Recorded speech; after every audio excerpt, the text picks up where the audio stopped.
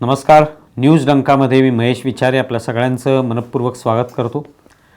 मित्रांनो, सध्या इस्रायल या देशाने हमासवर हल्ले सुरू केलेले आहेत आणि ज्या पद्धतीने त्या ठिकाणी बॉम्ब वर्षाव होतोय ते पाहता हमासला पूर्णपणे नेस्तनाबूत करणं, हमास या दहशतवादी संघटनेला, हाच पूर्णपणे उद्देश आता इस्रायलने समोर ठेवलेला आहे.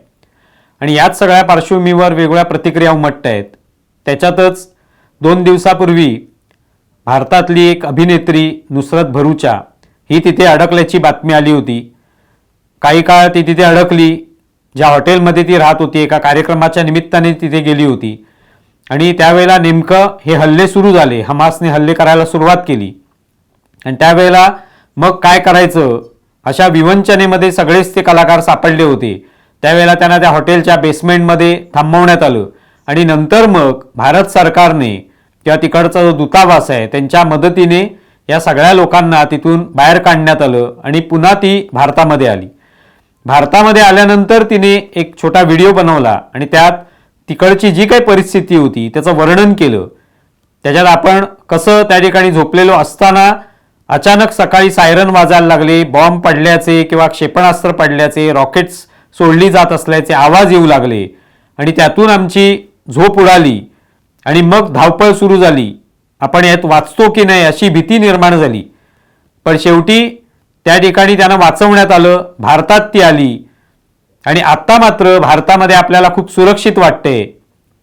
आपण या देशाचे आभार मानतो भारताचे की इथे आपल्याला सुरक्षित वाटते. इथे आपल्याला ज्या पद्धतीने तिकडे आमची झोप उडाली होती त्या पद्धतीने इथे अजिबात नाही. इथे सुरक्षित वातावरण आहे आणि सरकारने आम्हाला पूर्ण मदत दिली, तिथून बाहेर काढण्यासाठी आम्हाला मदतीचा हात दिला, त्यामुळे आम्ही आज जिवंत आहोत, ही भावना तिने व्यक्त केली आणि ती योग्यच आहे. Just 2 days back, I woke up in a hotel room in Tel Aviv with bomb sounds around me and sirens blaring, and we were taken down to a basement and shelter areas. And मैं पहले ऐसे situation में कभी रही नहीं हूँ, but आज जब मैं अपने घर में उठी हूँ with no sounds and feeling safe and feeling fine, तो मुझे रियलाइज़ हो रहा है कि कितनी बड़ी बात है. हम कितने फॉर्चुनेट है कि हम इस कंट्री में हैं, कि हम प्रोटेक्टेड है, हम सेफ है.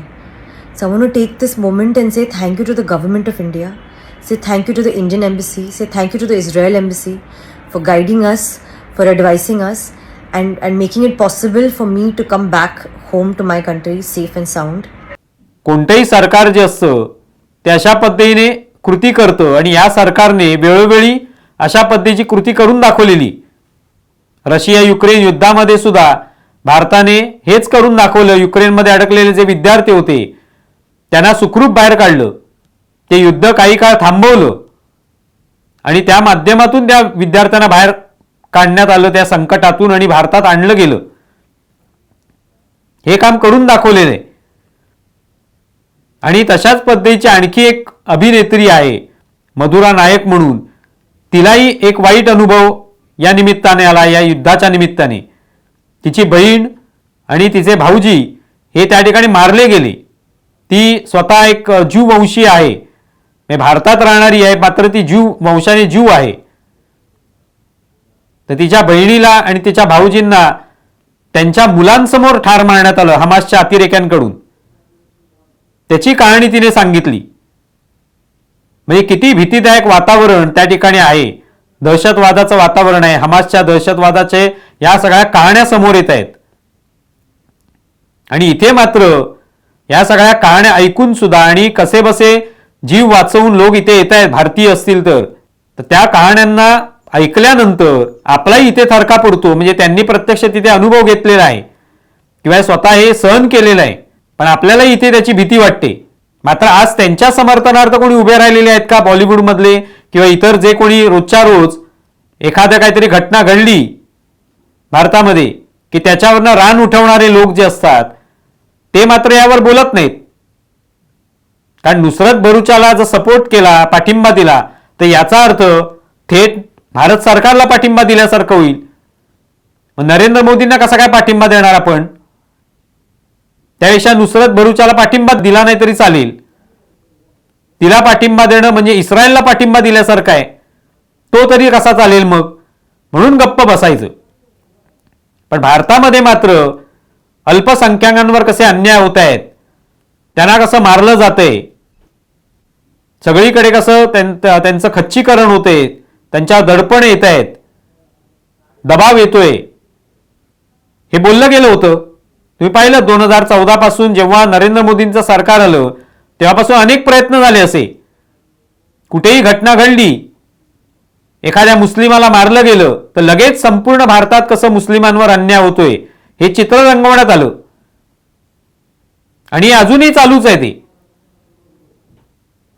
आमिर खानने सुद्धा आपल्या एका मुलाखतीत सांगितलं होतं की आपल्या पत्नीला इथे भारतात राहणं भीतीदायक वाटतं, तिला भीती वाटते. कशाची? तर आपल्यावर काही होऊ शकतं इथे. नसीरुद्दीन शहाने सुद्धा म्हटलं होतं. मग हे जे कलाकार आहेत त्यांना भारतामध्ये भीती वाटते. मग कुठे भीती वाटणार नाही तुम्हाला? पाकिस्तानात भीती वाटणार नाही, अफगाणिस्तानात वाटणार नाही, आणि तिथे वाटणार नसेल तर तिकडे तुम्ही राहा असं जेव्हा लोक म्हणतात, अशी मागणी करतात लोक, मग पाकिस्तानात जाऊन राहा, सिरियात जा, किंवा मग त्या पॅलेस्टीनच्या ज्या वादग्रस्त भाग आहे तिथे जाऊन राहा आणि तिकडे सांगा तुम्ही तिकडून सुखे नाही व तुम्हाला तिथे राहता येतंय का? मी भारतात राहायचं. बरं, असंही नाहीये की हे सगळं ते म्हणतात भारतामध्ये भीती वाटते, भारतात राहणं सुद्धा धोकादायक झालेलं आहे, पण अजूनही भारतातच आहेत, कुठेही सोडून गेलेले नाहीत. मग नेमकी कसली भीती होती? की मानसिक काही रुग्ण वगैरे आहात तुम्ही का? डोकं ठिकाणावर नाहीये तुमचं? काहीतरी तुमच्यामध्ये प्रॉब्लेम असणार. भारतात राहताय तरी तुम्ही म्हणताय इथे भीती वाटते आणि तरी भारतातच आहात इतकी वर्ष. मग म्हणणार पाकिस्तानला जा असं कोणी म्हटलं तर बघा आम्हाला पाकिस्तानला पाठवतायत, आम्हाला देशद्रोही ठरवतायत. मग तुमचं देशप्रेम दाखवणार केव्हा तुम्ही? काय निष्कर्ष आहेत किंवा काय तुमच्याकडे पुरावे आहेत देशप्रेमाचे? आताही नुसरत भरूचाने जे काही सहन केलं असेल, किंवा ही मधुरा नायक नावाची जी अभिनेत्री आहे तिच्या बहिणीची हत्या झाली, भाऊजींची हत्या झाली, त्यांच्या मुलांसमोर हत्या करण्यात आली, हे जे काही सहन केलं याबद्दल तुमच्या काय प्रतिक्रिया आहेत? त्याबद्दल प्रतिक्रिया उमटलेल्या दिसत नाहीत. तीच राणा आयुब नावाची पत्रकार रोज मुस्लिमांवर कसे अन्याय होतात त्याविषयीचे पाढे वाचत असते रोज, पण याविषयी बोलणार नाहीत. हमासने ज्या पद्धतीने हल्ले केले ते काय इस्रायली सैनिकांवर हल्ले केलेले नाहीयेत, तिकडच्या सर्वसामान्य नागरिकांना त्यांनी मारलेलं आहे, घरात घुसून त्यांच्या कुटुंबांची हत्या केलेली आहे, लहान मुलांना मारले, प्रौढांना मारले, वृद्धांना मारलेलं आहे, उत्सवामध्ये सहभागी झालेल्या तरुणांवर गोळीबार केलाय, निष्पाप आणि निशस्त्र असलेल्या तरुणांवर. त्याविषयी एक शब्द आपल्या इकडच्या कोणाच्या तोंडून आलेला दिसत नाही. राजदीप सरदेसाई यांच्यासारखे पत्रकार ट्विट करतात की कसं तिकडे इंटेलिजन्स फेल्युअर झालेलं आहे इस्रायलचं. इंटेलिजन्स फेल्युअर हा महत्वाचा मुद्दा नाहीये, महत्वाचा मुद्दा आहे हमासने केलेला हल्ला. त्याचा कधीतरी टीका करणार की नाही, त्याच्यावर त्याचा निषेध करणार की नाही, इंटेलिजन्स फेल्युअरची चर्चा करायची. तेव्हा हाही जे सगळं ढोंग आहे हे या निमित्ताने दिसून येतं. आणि आता तर नुसरत भरूचाला कोणी सपोर्ट करणार नाही, कारण भारत सरकारची तारीफ तिने केलेली आहे. ज्या पद्धतीने भारत सरकारने तिला त्या संकटातून बाहेर काढलं ते पाहता कोणीही बॉलिवूडमधलं तिच्या समर्थनार्थ उतरणार नाही. पण ते सीएचं आंदोलन असलं, शेतकरी आंदोलन असलं की लगेच हे सगळे उतरतील. मग परदेशातून कोणी टीका केली नरेंद्र मोदी सरकारवर, कुठल्या तरी सेलिब्रिटीने जिचा भारताशी कधी आयुष्यात संबंध आला नाही, त्यांच्या समर्थनार्थ हे धावून जातील. त्या विरोधात लता मंगेशकर बोलल्या होत्या, सचिन तेंडुलकर बोलला होता या सेलिब्रिटींच्या विरोधात. तेव्हा लक्ष कोणाला केलं गेलं? लता मंगेशकरांना, सचिन तेंडुलकरला. त्या परदेशातल्या सेलिब्रिटींना कोणी लक्ष केलं नाही. तिकडच्या पेपरमध्ये काय छापून आलं भारतातल्या सरकार विरुद्ध तर ते घेऊन नाचायचं, ते शेअर करायचं मोठ्या प्रमाणावर. मग अशा लोकांना तुम्ही देशप्रेमी कोणत्या अंगाने म्हणणार आहात? कोणत्या दृष्टिकोनातून हे देशप्रेम दिसतं? भारतीय सरकारवर कोणतरी कुठला तरी बाहेरच्या देशातला कोण माणूस म्हणतो, बोलतो, टीका करतो, आणि चुकीची टीका. काहीतरी अजेंडा ठरवून केलेली टीका, त्याविरुद्ध तुम्हाला बोलता येत नाही.